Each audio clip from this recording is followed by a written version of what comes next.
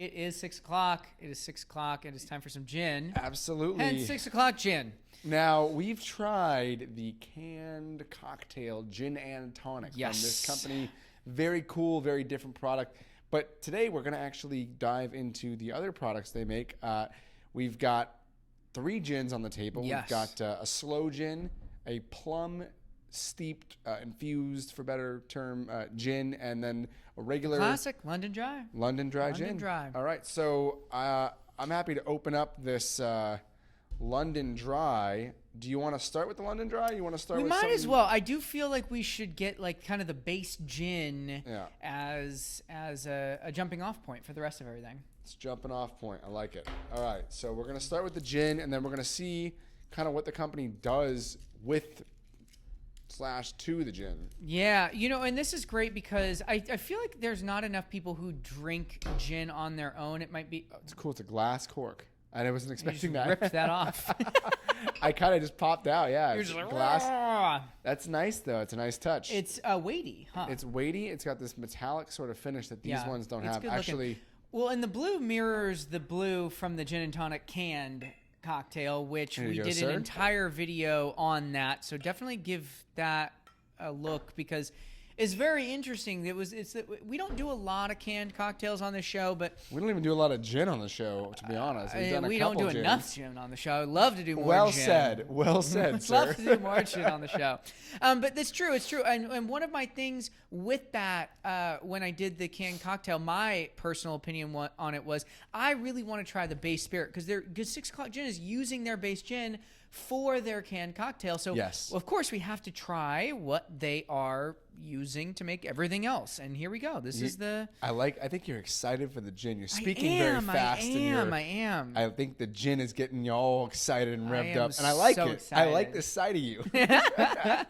Well, it's 43%, which is nice. It gives you a nice little bump up over a Ooh. lot of typical gins. That's got a nice little nose there.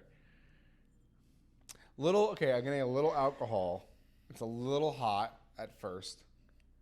A lot of Well, it's juniper. lovely juniper. Juniper, yeah. Well, and, forward. and this is a bit of a spoiler for the other episode, but I'm going to go ahead and say it anyway. I did want a little bit more gin to come through in the gin and tonic, and what's lovely about this is a big punch of juniper. Whew. Little kind of back end spicy. It's not very earthy. It's very much a bright and floral type gin. It's herbaceous. Yeah. That's how I would describe this. But it's like herbaceous and zesty too, because this is like, Well, no time like the present. I'm going in. let's do it.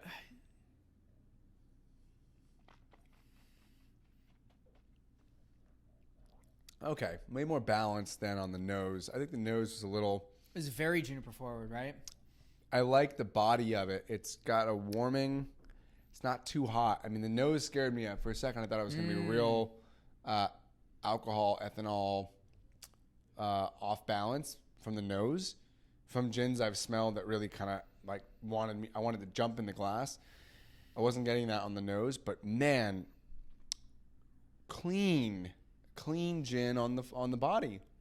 Actually, Yeah. surprisingly, I wasn't.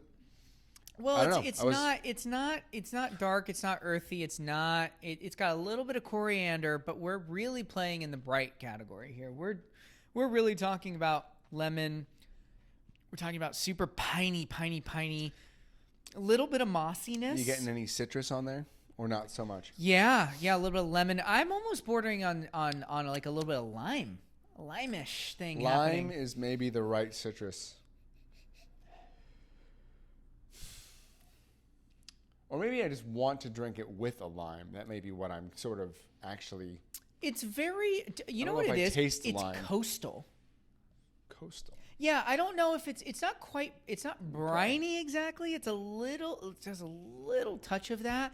But to me, this is a very, it just seems like it's like the spray of the ocean is playing in here a little bit. I would gladly, if somebody brought me this or gave this to me, I would gladly use it in a gin and tonic, proudly put my name on it, say, look, I've made you a beautiful gin and tonic guest, of my house. Enjoy this. Like, this is a good gin and tonic gin. It's Touch of maybe lime. not like a gin I would go, oh, I don't want to, adulterate this gin and I want to drink it neat every time, I would definitely be making a cocktail with this gin. And I think I do a Negroni with it or something. That's where I was going with it too, because I do think that really big punch of juniper would cut through. I want to use it. Yeah, I do. It's a workhorse. It's a workhorse. Yeah. This is here to do a job, and it's going to do that job well. But it's certainly not a gin that you go, oh, nothing's touching this gin but my lips. You know what I mean? I do think though that a compliment to it is how well I do believe it would complement a gin and tonic. And what's really great is I love to see this in a gin and tonic with a little bit, like you said, a double, right? So a little bit of tonic, good amount of gin, let those bright juniper notes come through, you know? Well, when you're ready, go ahead. I left that open for you. If you couldn't tell from the color, this has a tremendous amount of plum influence. I mean, look, as I'm pouring this right now, it is ruby red. I mean, it is not even just notes of red or reddish orange. Smell it. Oh my God. Things exploding. Oh, that's good though. That's good though. It's not super sweet though. It's Oh, I get a lot of sugar on that. Really? I get a ton of sugar. Smells like oh, there it is. Crystallized like fruit candy, like a fruit. What's the flat fruit roll-ups? You know, the little like really dark ones, almost like the Persian ones. You know if you have like a Persian fruit roll-up, they have like no label on them. I should though. Oh yeah, they're so chewy. They get stuck to your teeth. I remember I had a lot of Persian friends growing up. It does have that candy kind of thing happening too. You can almost see like how sticky it is. I'm sure it's natural sugar. And this is 40%. Natural sugar, I think, from the plums. But okay, I'm not even a plum guy. I don't really think I eat plums, but.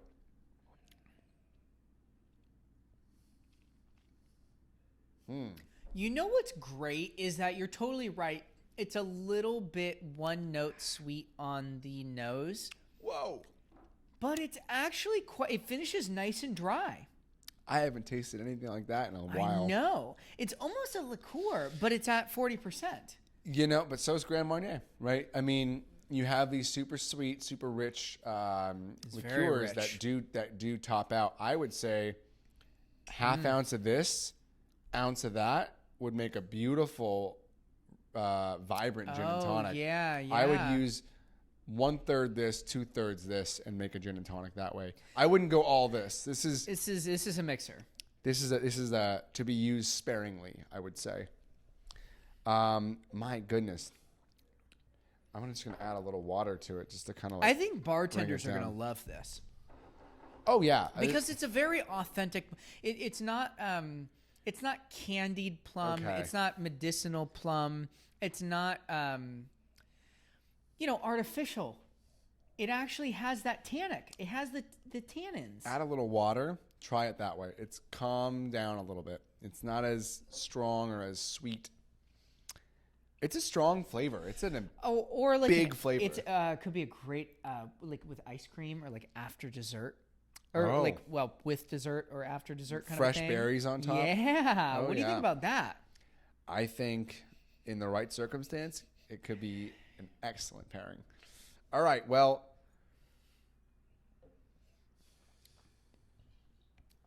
we're on to the last one here. Are you ready for the Sloe Gin? Slow ride, baby. Let's go. It's 6:00. You familiar with the sloe berries?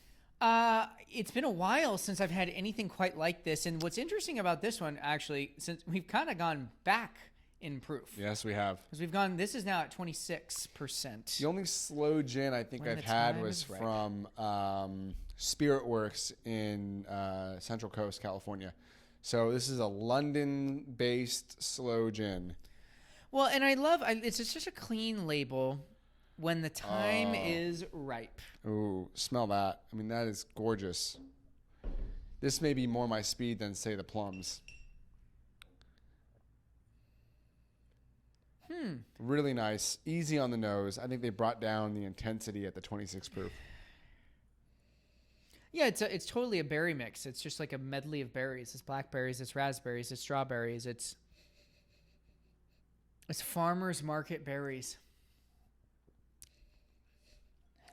Okay, I like that a lot better. That might be my favorite of the lot, actually. A little bitterness on the end. I think there's a nice sweetness that's not overpowering. The plum was a little overpowering for me. This was a little intense. I might like the plum better. Oh, interesting. I do. I think I do. All right, well. This is ever so slightly medicinal for me, but I do think it's going to make a fantastic... See, this is actually what I would splash in a gin and tonic. Like, to just give it like a little bit of berry brightness, this is what I would splash in a gin and tonic. Ah, that's chewy. You can just chew on that for a minute.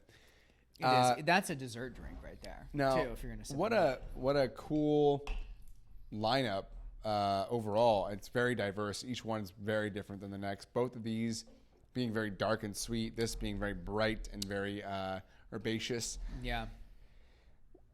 Curious to know if you have seen, encountered, tried any of these gins. Go ahead and leave a comment. And for this and many other reviews, go ahead and hit subscribe. Check us out. Follow us. And we have an incredible podcast as well where we do long-form content with master distillers, celebrity guests, all sorts of people involved in the spirits world.